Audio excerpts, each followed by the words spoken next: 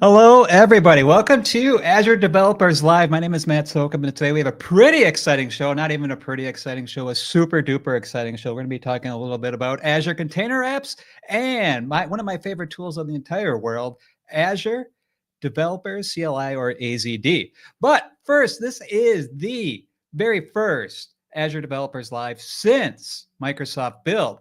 And as always, we like to go through a bunch of links since we had Build, and just to get you all out there, just to show everybody what you can go look at. We have links all together. Go to the urlist.com/ADL Azure Developers Live -0612-2005 ADL today's date. All right, so let's just go through some of these and take a look at what we have. Now, this is a monster list of just a ton of different things that went on during Build. You can keep yourself busy all day long looking at these things. So everything that you could ever imagine, and as I suppose you probably could imagine, there's going to be a lot on AI going on here. So a couple different ones that I just want to call out here is, of course, is going to be on MCP. So that's the Model Context Protocol, or a protocol on how you can get different AI services talking to each other. And one of the first ones I want to bring up is being able to do exposing REST APIs as MPC servers with API management and API Center. That's a really cool one. And right below it too, we have talking about the same type of things. And of course, this is very exciting for me as a .NET developer. You're able now to get started with .NET Aspire on app service. That's really super cool. I'm really excited about that as well. So yeah, go ahead and read that. There's tons of new stuff about Azure Container Apps going on that build. I mean, if you really want to go through, there's just more and more and more and more and more. So head on over to this URL again, the urls.com/ADL-0612-2025, and check all of these out. Pick up what you want. GitHub, the coding agent on GitHub Copilot. This is so cool. What you do is you have a GitHub repo and you want some things fixed on it. You open up an issue, tell it, you enter a big prompt of what you want to have fixed, and then GitHub Copilot goes through and fixes the issue for you. It's amazing. Just last night we had just wanted to restructure delete a ton of files in a repo, restructure it, enter the prompt just telling it what it wanted to do, and 10 minutes later it did it. It would have taken a long time to do it all manually, but boom, did it all by AI and had it done 10 minutes later. Asked us to review it, accept that PR, and merge it. All right, enough about that. Let's bring in Lilly Ma to talk a little bit about Azure Container Apps. Lilly, how are you? Hi, I'm doing well. Thanks for having me, Matt. Oh, absolutely. I'm pretty excited to be talking about ACA with you. So can you give us a real quick preview of what you'll be speaking about? Yeah, so I'll be talking specifically about authoring workflows in ACA. So I think in the last session, our colleague Nick talked about durable functions and using that to author workflows. And this time I'm going to talk about using the durable task SDKs to author workflows. So they're both developer-oriented workflow frameworks, and both work with this new product that we've just released called the Durable Task Scheduler. So I'm excited to talk about that and show you some demos on how you can use those frameworks. Cool. So yeah, let's get going. I'll bring up your slides, and then here we go. All right. Thanks so much, Matt. So my name is Lilly. I'm a product manager in the developer division at Microsoft. And today, as I said, I'll be sharing a bit about authoring workflows in Azure Container Apps. So so I can control the slides. So let's start by defining what a workflow is, so we're on the same page, and also looking at a few example scenarios that use workflows. So a workflow defines a sequence of steps or tasks, and sometimes these tasks could be long-running. You might have heard of a workflow being referred to as orchestration as well, but in the context of containers, the term orchestration is overloaded since it could also refer to container orchestration. So I'm going to try to stick with the term workflow throughout my presentation. So because a workflow has multiple steps and the steps could be long running, it's important that whatever framework you use to author your workflows provides durable execution. Durable execution ensures that the execution runs to completion, even in the event of interruptions like infrastructure failures, process crashes, networking issues, etc.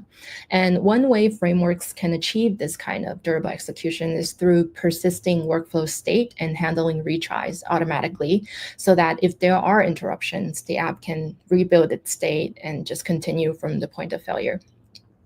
So some scenarios involving workflows include the following. One, order processing, which I'll show a demo of later. In the context of agents, you can imagine having agentic workflows as well. So for example, if you have a travel planning solution, you may have an agent that does the research, another one that proposes some kind of itinerary based on the user's preferences, and then finally a third one that does kind of all the booking of hotels and flights, etc. And you would need to coordinate these agents together to kind of achieve this travel planning task. And then finally, some other examples include extract, transform, and load, and infrastructure management. So the commonality between all these scenarios is that they all involve multiple steps and that need to be coordinated in some ways, and the results of one could be the input of another. So let me go to the next slide. There are different kinds of workflow solutions out there, and also different ones on Azure as well. And one way to categorize them is to see whether they're code-oriented or not. As I mentioned in the last session, my colleague Nick talked about Azure Durable Functions, which is a code-oriented framework. And today I'll be talking about the Durable Task SDKs. And both of these kind of target developers that have workflow needs. In Azure, there's also a low-code/no-code solution for workflows, and that's Logic Apps. So now let's dive a little deeper into the Durable Task SDKs before I go into the demos. So these SDKs are lightweight client libraries providing relatively unopinionated APIs for authoring workflow as code. The Durable Task SDKs are meant to be used with the Durable Task Scheduler. They help connect your app to the workflow engine in the Durable Task Scheduler that's running on Azure. We now provide official support for apps built with the Durable Task SDKs and hosted on Azure Container Apps. It's our goal to provide support for apps running in other platforms as well, such as the Azure Kubernetes service in the future. So now you might wonder, well, I can use both the Durable Task SDKs and Durable Functions to author my workflow as code, so which one should I use? Some considerations are the following. Generally speaking, if you don't need the extensions provided by Azure Functions and you just want a relatively unopinionated way to author your workflows, then the Durable Task SDKs would be a good option for you. But if you need kind of the integrations with the different Azure services provided by the Functions extensions, or if you want to host your app on a serverless platform, then Durable Functions would be a better choice. But in any case, both of these options allow you to use the Durable Task Scheduler, which is the new thing that's currently in preview. And we aim to leverage that to provide a great developer experience for authoring workflow as code in Azure. So here, we'll get to the demos now. I'll show two demos, one showing the implementation of a simple order processing workflow with the DurableTask.net SDK. We'll see how the sample runs in Azure Container Apps and scales out based on load. And then the second sample is actually built by a colleague of mine. It shows how to orchestrate container app jobs, which can be run on special infrastructure like GPUs. We are showing a sample that transcribes videos, so it's a great use case for GPUs. And the second demo will use the Python SDK to implement a fan-out, fan-in pattern, which is a very common and useful pattern when developing workflows. And by using that pattern, we can transcribe the videos in parallel, and which is faster, and then storing the results in blob storage. So yeah, so I think we, well, I guess I have, sorry, one last slide on docs. So some links here for references to docs and also samples.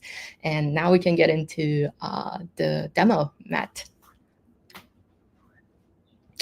All right, so I want to start by showing the order processing one. This one is using, as you can see, the DurableTask.net SDK. And here in this order processing task orchestrator function, I have all the steps that I want to happen for processing an order. So first, I call this activity to check my inventory. If there's not enough, then I notify the customer. Assuming there is enough, then I go ahead and process the payment. And again, if the payment fails, I also notify the customer. So I think you can see like one of the benefits of using code-oriented workflow frameworks is that you can do these try-catch. You can handle exceptions the way you normally would. And then if you have, loops, for loops, while loops, you can also easily write those as well, because you're just using a programming language of your choice to author the workflows. And then finally, assuming that the process payment activity was successful, we go ahead and notify the customer that the order is placed successfully. So I have some implementations for the activities that we've been talking about. I won't go through all of them, but I'll just show one to kind of give you an idea. So basically inside of an activity function, you just have logic defining what that activity does. So in this case, I'm reserving inventory. So in the real app, you might make a call to a database or some external service to check the inventory. But in my sample, I'm just doing a dummy delay to kind of simulate that database call, and then just returning, true as in we have the inventory. The other thing that I want to show before kind of running this app is how I start the workflow. So inside of this controller file, I have this function that uses the durable task client to start the workflow, passing in as input the order payload, which I construct with input from the user. So yeah, so I have this app built and pushed as an image to Docker, and it's now running. So I want to show you just how it runs locally before showing it being deployed to container apps on Azure. So I think the first one. So I'm just making a post request to order 1 item of milk. And as you can see, I see the message here saying that the orchestration, aka workflow, is scheduled, and I want to show the durable task scheduler dashboard that shows this workflow that was started. So as you can see, we ordered, this was the input, we ordered 1 milk, and the output was it was processed successfully. So now let's take a look at the app actually being deployed to Azure. So I pushed my image to Azure Container Registry, as you can see here, and then deploy this image to this container app. I also set up the durable task scheduler scaler to kind of help me scale out the app based on load. And as you can see, it will scale out to max 50 replicas. And so to kind of show, to simulate this kind of load, I'm using the Azure load test to help me basically make a bunch of requests as if I had 50 concurrent virtual users constantly sending these post requests to my app for a span of 15 minutes. And I've set it up to ramp up to 50 concurrent users in 5 minutes. So as you can see here, it's just making the same post request that we saw, but to this real app that's running on container apps. Because the test takes time to provision and run, so I started before the presentation. As you can see, there's we got to 50 users, and we have some stats on the test that was ran, and this was the total number of requests. So now we do the same thing of going to this durable task scheduler dashboard. I'm going to refresh it, and hopefully it shows, because I ran some tests before, but now with the most recent test, as you can see, we have more workflows completed. And if we do the same thing of looking at the input and output, we ordered chocolate and it was processed. So let's also take a look at the app to see that it actually scaled out. Sorry, not this. So let's look at my container app and look at the metrics, the replica count. And I'll set it to the past 30 minutes. Let's see. Okay, maybe the past 30 minutes was too. Okay, so as you can see, it scaled out gradually, and then reached 50 replicas for a while to process my post requests from the load test, and then it scaled back down. So that's the first demo. The second demo is the app that my colleague built on transcribing videos. So as Matt mentioned, we just had our build conference. There was a lot of great presentations and a lot of them were recorded. So check them out. And what we decided to do was to build a sample that transcribes some of these video recordings. And we're doing that using the Durable Task Python SDK. And as you can see in this fan out, fan in orchestrator, aka workflow, we first call an activity to get the video URLs. So the input would be a bunch of basically session IDs associated with these videos. So we're first getting the URLs. And then for each of the videos, we would basically fan out by appending a call to a sub-orchestrator. So this sub-orchestrator will start some container app jobs to transcribe the videos. And then finally, we fan back in when all the sub-orchestrations are completed by calling task.whenAll.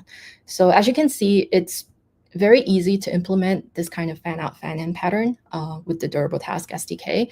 And you don't have to worry about, okay, checking for when my sub-orchestration's finished, if all of them finished, or if maybe one of them failed in the middle. You don't have to worry about that at all. And yeah, because that's taken care of by the framework.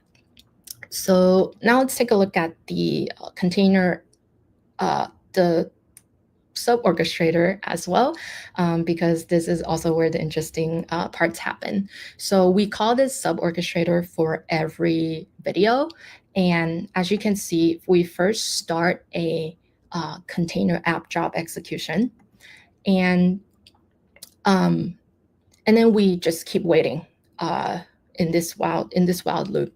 We keep pulling the status by calling this activity function to see if the job execution has finished.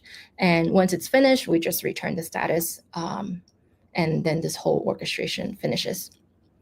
So now let's take a look at the app, like actually trying out this app. So here I have on the dashboard, and I can start an orchestration on the dashboard. And I'm passing in these IDs that I mentioned before, which we'll use to construct the video URLs. And so I'm going to start this orchestration and then refresh. Okay, so as you can see, the orchestration started, it's running. And if I refreshed, so now I also see all of the sub-orchestrations that were started by this original parent orchestration or workflow. It will take a bit to run, so I'll show you kind of how a previous run looks like. So I'm gonna go take a look at this one. So as you can see, we have this fan out, fan in workflow, which first gets the video URLs and then fans out to 4 different sub-orchestrations because we passed in 4 IDs. And I can also drill into a specific sub-orchestration. And like I mentioned when I talked through the code, we first start the container app job, and then we continuously pull the status of the job execution until it finishes. So if we look at the second to last, it says running.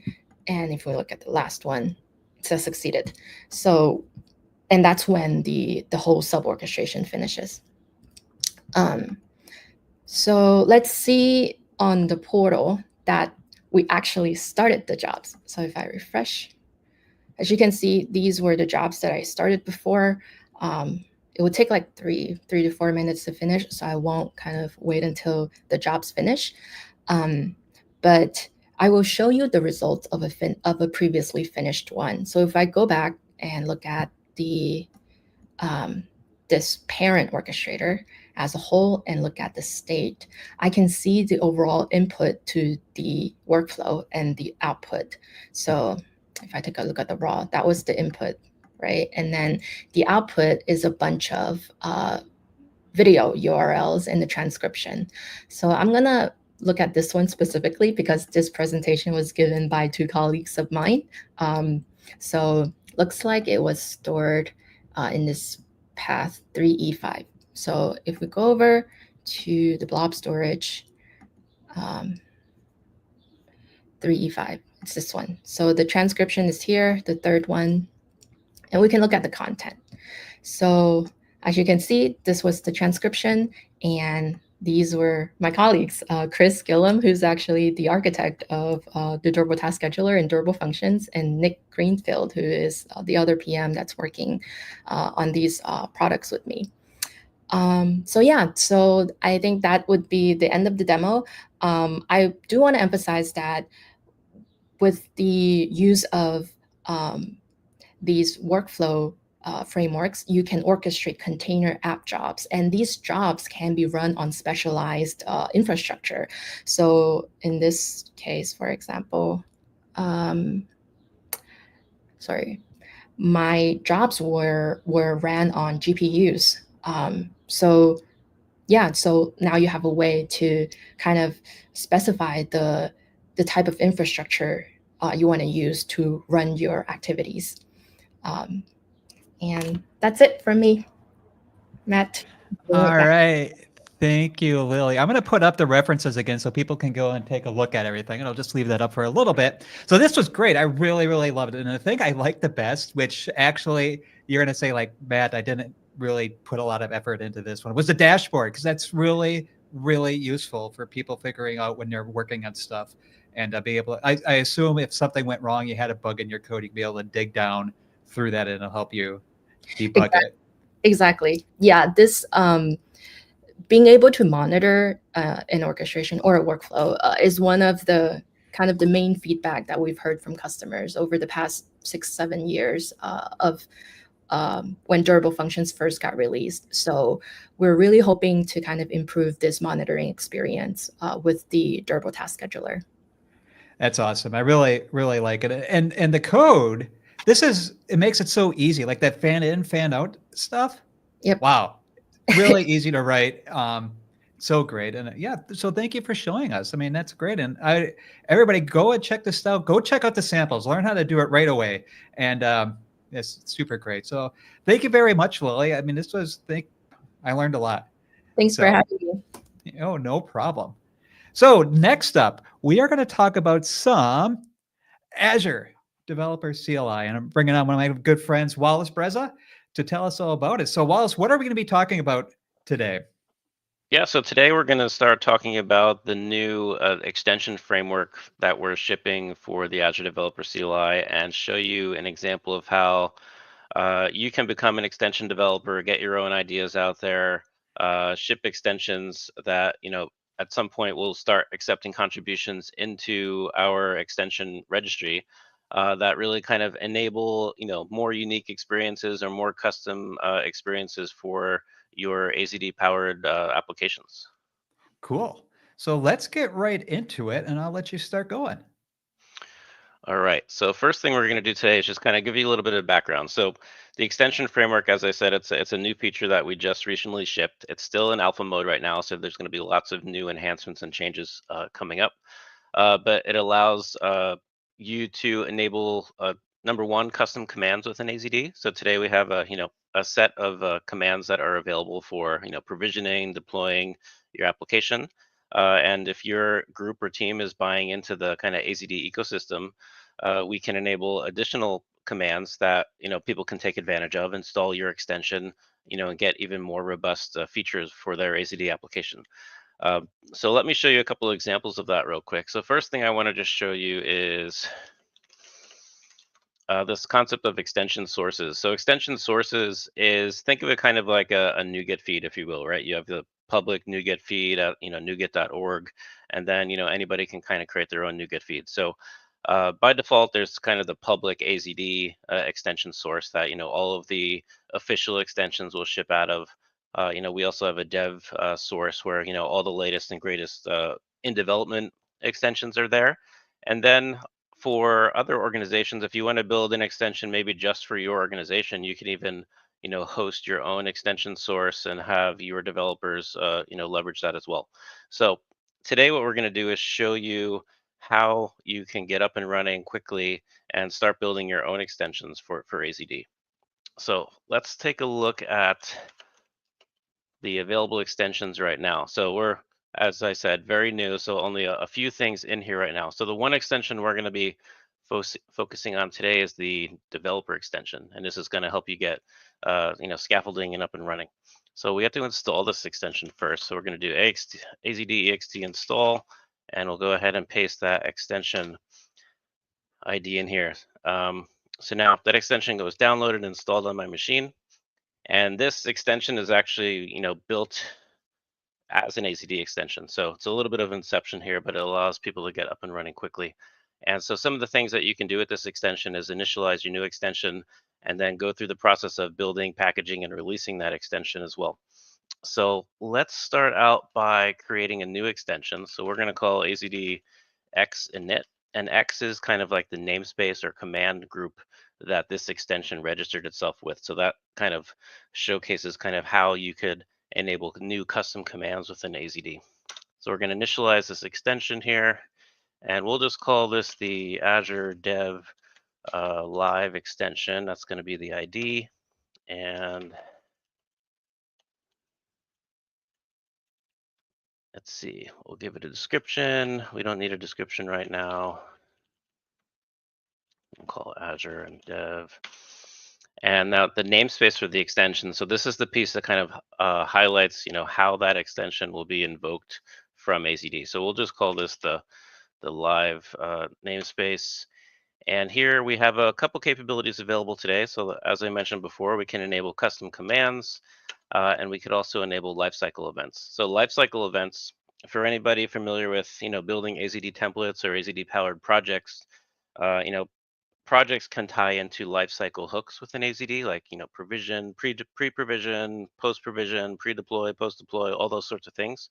So lifecycle event capability allows extension developers to also tie into these same kind of hooks. So if you're building an extension that maybe you're doing a more enhanced validation on your infrastructure as code, you could tie into a pre-provision hook that always runs across all your projects that does certain validations, for example.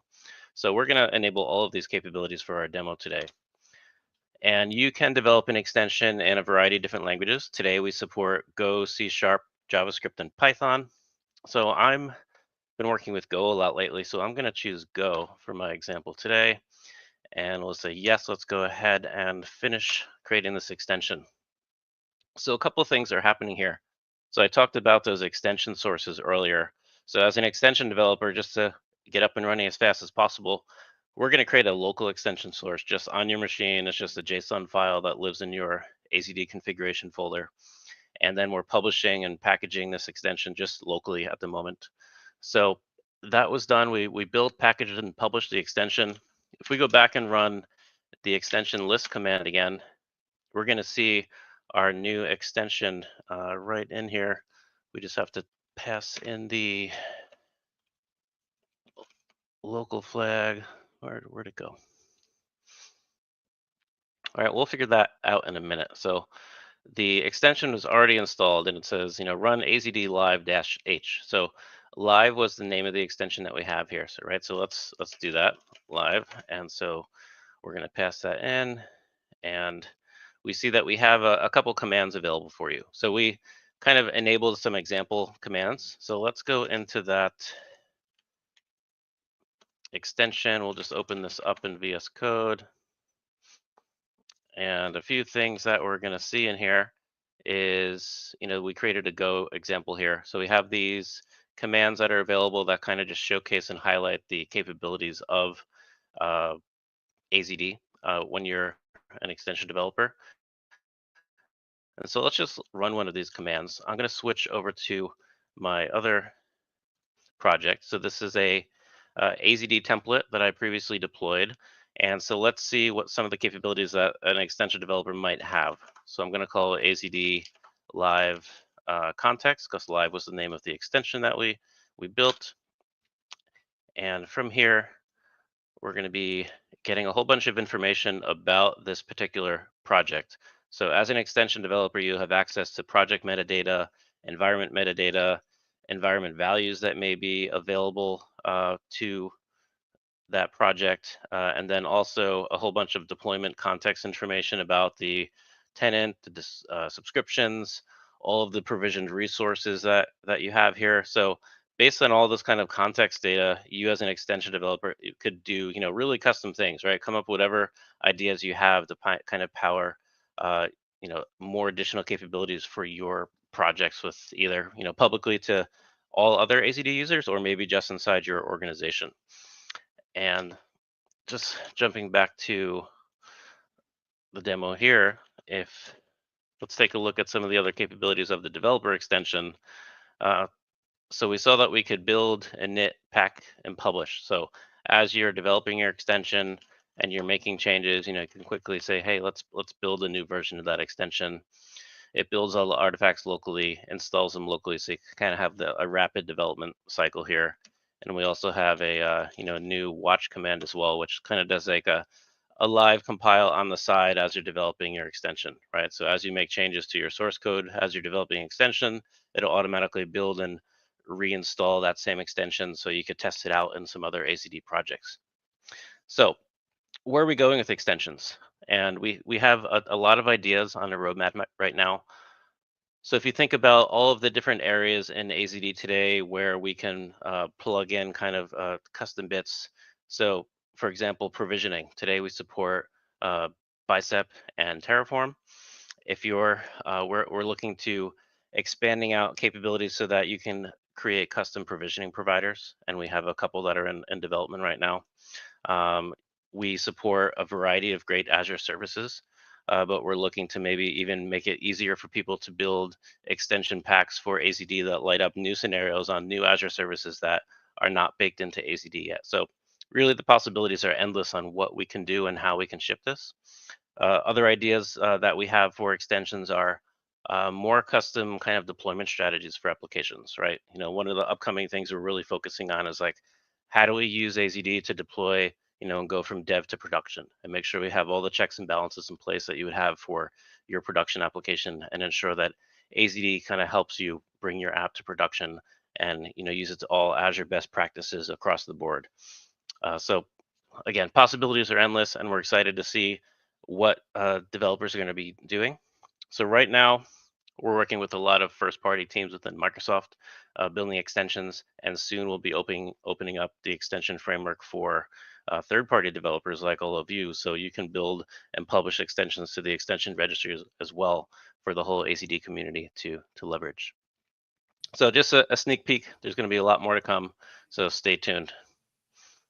This is great, Wallace. I'm really excited about this. This is actually super, super cool. Now, one question that I had here on any of the extensions that you build, are we going to have it so you can call like third-party web services? And I want to say third-party stuff like my company would have included. Now, I'm trying to think of a use case for that, but is that possible to get that external functionality brought in? Yes, for sure. So as an extension developer, using your language of choice, you can, basically you have your writing source code at that point. So if you wanted to call a third-party service API, that's totally fine, right? We'd have to figure out what the authentication scheme, if anything, that looks like. But yeah, that would be a totally reasonable expectation.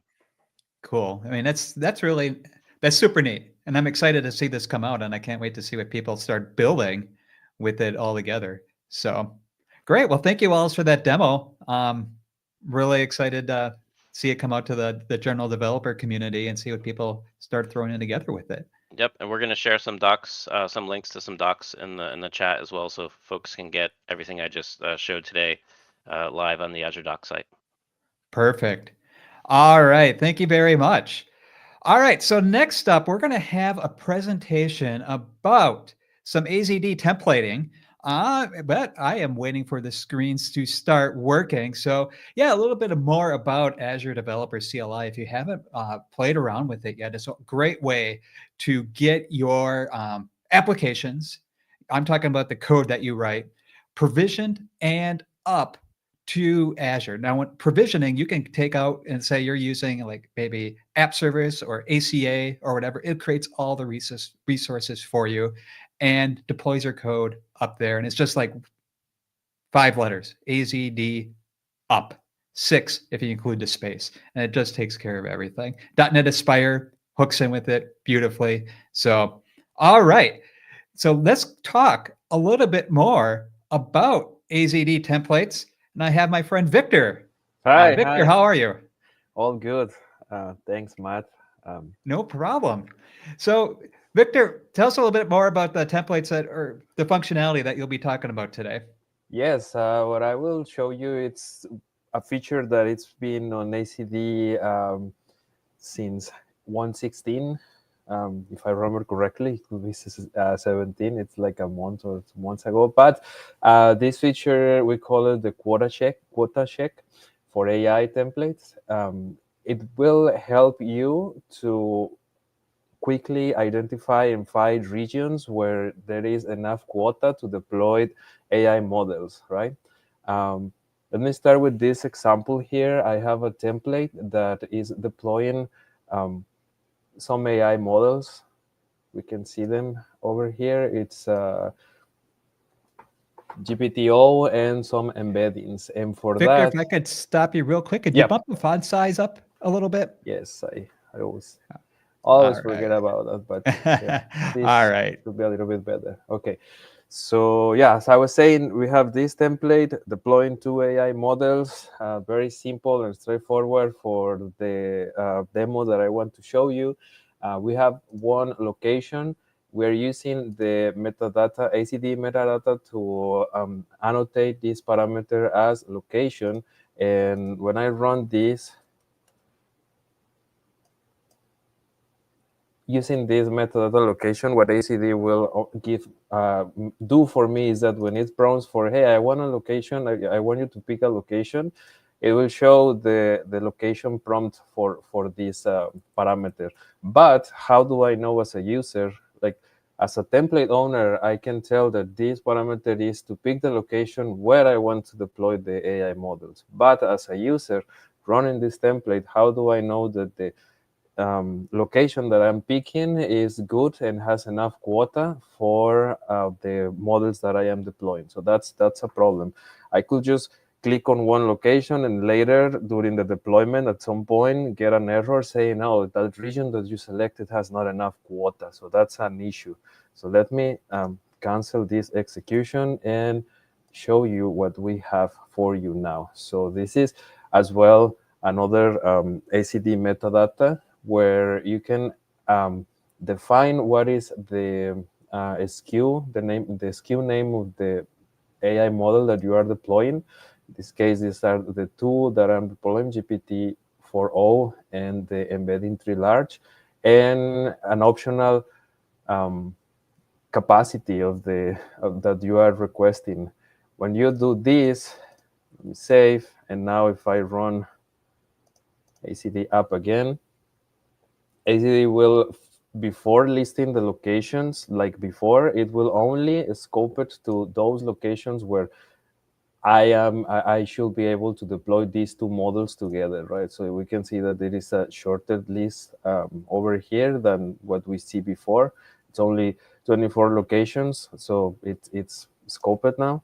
And let me cancel this and show you what happened if, for example, I do something like, this is like a crazy capacity here just to ensure that we'll get an error here, because ACD will try to find one location where I can deploy this AI model with this high capacity for it.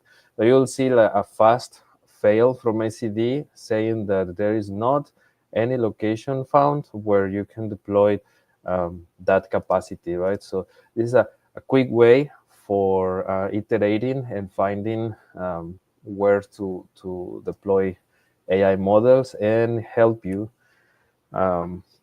with this like very tedious problem of finding the right locations, as especially for new AI models where the quota and region it's reduced, right? And that's basically Cool. it. So you can start using this for any location. You can see that here we have an array here, but if you are only using one model, you can also use it like this. Like we support either just one. Sorry about that. Yes.